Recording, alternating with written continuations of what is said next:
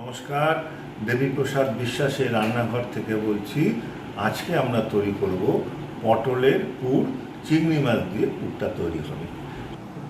পটলের পুর তৈরি করতে প্রধান যেটা লাগবে সেটা হচ্ছে পটল খোসা ছাড়ানো এবং ভিতরের অংশটি বার করা। এইভাবে তৈরি হবে।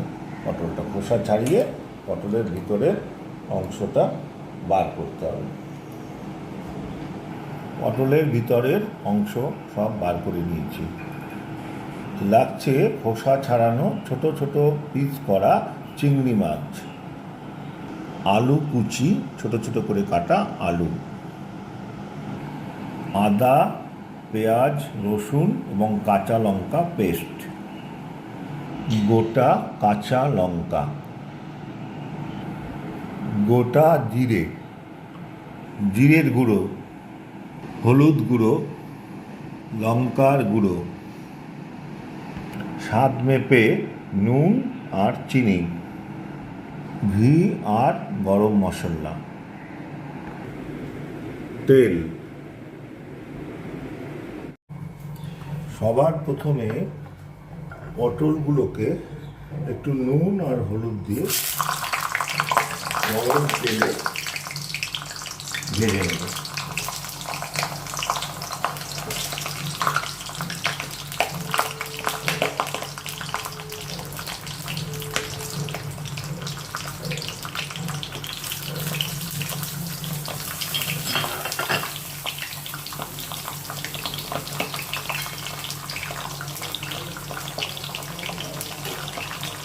হলুদ দিচ্ছি,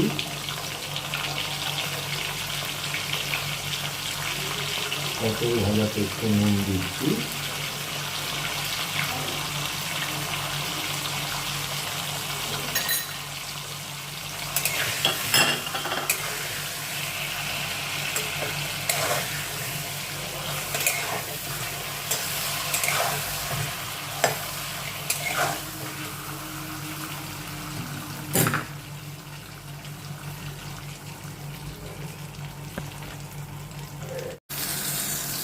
পটল ভাজা প্রায় হয়ে এসছে।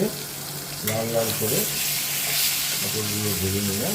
এবার একটা একটা পটল তুলে রাখছি।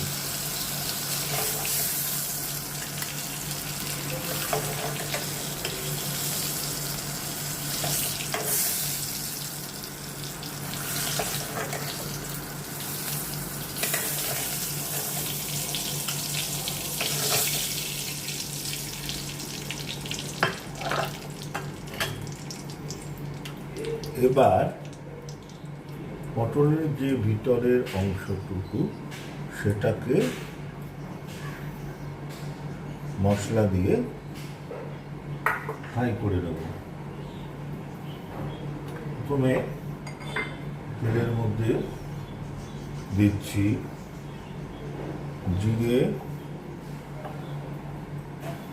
আদা, রসুন, পেঁয়াজ এবং কাঁচা লঙ্কা বাটা কিছু মশলা সামান্য।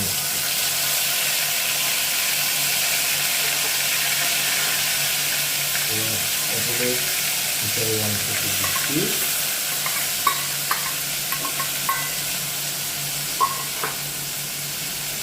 একটু হলুদ গুঁড়ো,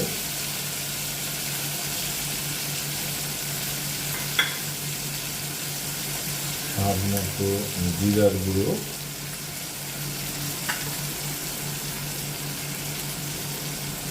লঙ্কার গুঁড়ো,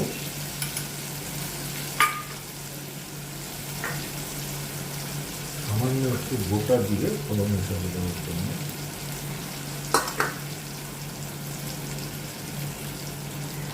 একটু নুন,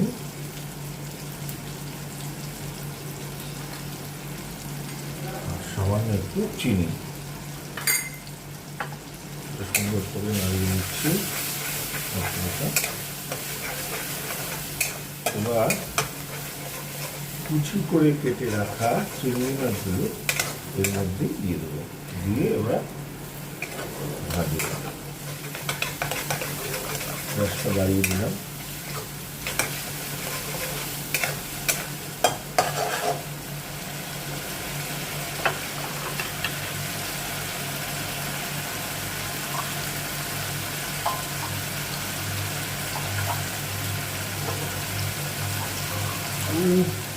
সামান্য একটু জল দিলাম।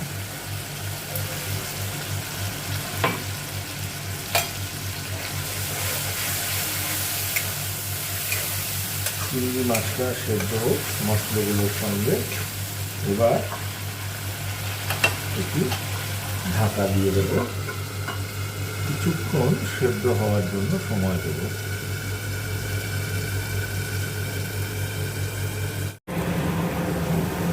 কাঁচা লঙ্কা ভেঙে দু পিস দিয়ে দিলাম।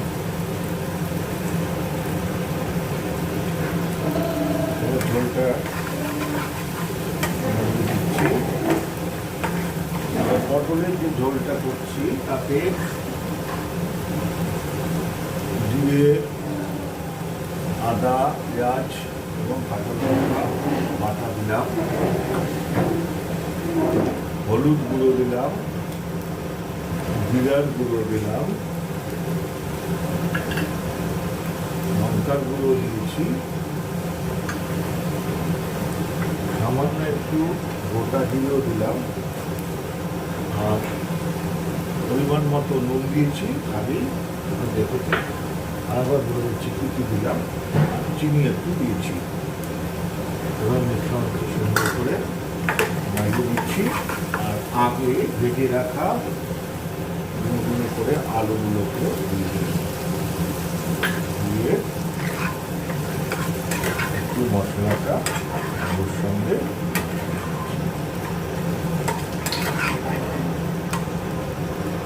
সাপিয়ে নিচ্ছি।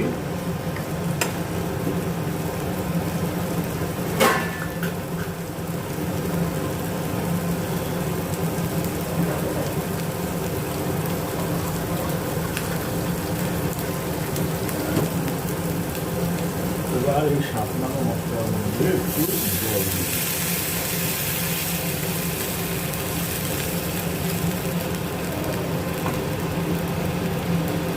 এবার ঝোলটা একটু ফুটবে, তারপরে পটলগুলো একটু একটু করে হালকা করে ওই ঝোলের মধ্যে ঝোলটা একটু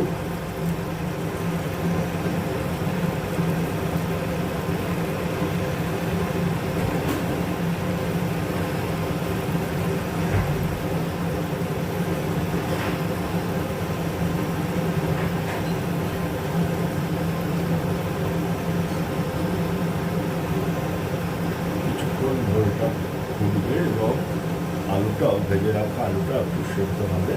তারপরে পটলগুলো একটু একটু করে ঝোলের মধ্যে ছেড়ে দেবো। এই পটলগুলো করে দিচ্ছি।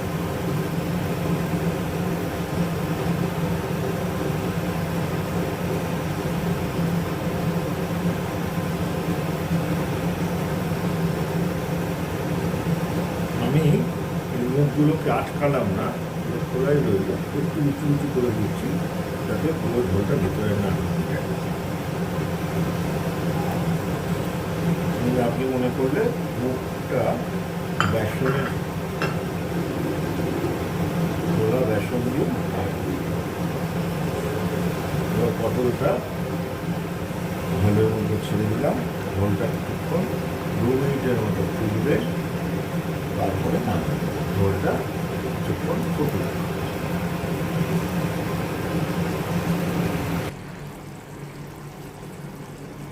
ঝোল মোটামুটি ফুটে গেছে, তৈরি হয়ে গেল আজকের দেবীপ্রসাদের রান্নাঘরের মেনু পটলের পুর। আপনারা যদি মনে করেন ভাজা পটলের পুর খাবেন তাহলে ঝোলের দরকার নেই, আর যদি ঝোল পটলের পুরের ঝোল কিংবা পটলের পুর ভাজা খেতে চান আলাদাভাবে দুটোই করতে পারেন। আজকের মতো আমার রেসিপি শেষ হলো। আপনারা আশা করি মোটামুটি ভাবে হয়ে গেল পটলের পুর ঝোল। এবার যদি আপনারা মনে করেন যে আপনারা ভাজা খাবেন তাহলে আপনারা পটলের ঝোল নাও করতে পারেন, বা দুটো খেলে দুটোই করতে পারেন। এইভাবে আজকের মতো আমার রেসিপি শেষ হয়ে গেল পটলের পুর। আশা করি আমার রান্নাগুলো আপনার ভালো লাগছে। যদি ভালো লেগে থাকে কমেন্ট করুন, শেয়ার করুন এবং আপনি অতি অবশ্যই বাড়িতে চেষ্টা করুন নিজস্ব। অবশ্যই নিশ্চয়ই পারবেন। আমি খুব সহজ সরলভাবে আপনাদের কাছে এই রান্নাগুলো তুলে ধরছি। নমস্কার।